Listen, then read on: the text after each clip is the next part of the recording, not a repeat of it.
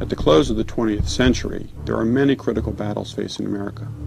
Entrepreneurs versus courts, children versus bureaucracies and teacher unions, taxpayers facing 40% plus tax burdens. Given that all these vital and quite difficult battles revolve around freedom, we asked Dr. Friedman whether he was optimistic or pessimistic as we enter a new millennium. You're asking a very complicated question. I think there are two reasons to be optimistic.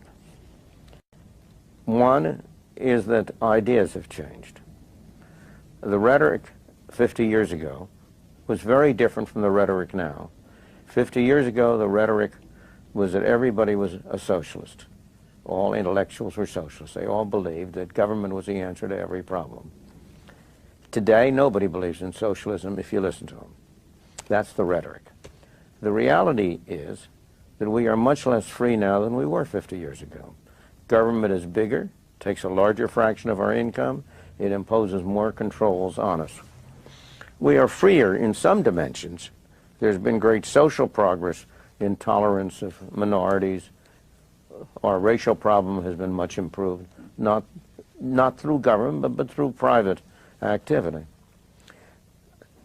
Nonetheless, that rhetoric is having its effect. There has been a reduction in government price and wage regulation, the kind of thing, the deregulation of airlines, the deregulation of communication.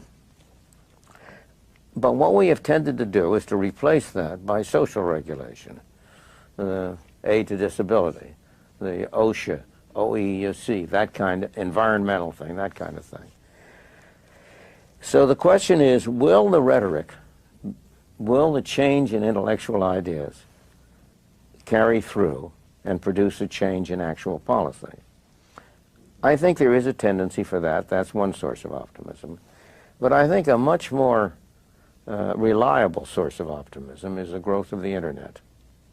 In your area, the major effect of the Internet will be to make it harder for government to collect taxes. Governments can collect taxes best on things that don't move. Land is an ideal basis of taxation because you can't take it away. Yep. Individual states cannot go as far in taxing personal income as the federal government can, because people can move from one state to the other more easily than they move across countries. The Internet is going to make it very difficult to collect taxes on services of all kinds. After all, you can complete these transactions in cyberspace, not on the ground. Computer companies now are getting their programming done in India. I doubt that anybody's paying any taxes on any of that. No. So that I think that the Internet is going to be one of the major forces for reducing the role of government. The one thing that's missing, but that will soon be developed, is a reliable e-cash, a method whereby on the Internet you can transfer funds from A to B without A knowing B or B knowing A. The way in which I can take a $20 bill and hand it over to you, and there's no record of where it came from. And you may get that without knowing who I am. That kind of thing will develop on the Internet, and that will make it even easier for people to use the Internet. Of course, it has its negative side. It means that the gangsters, the people who are engaged in illegal transactions will also have an easier way to carry on their business.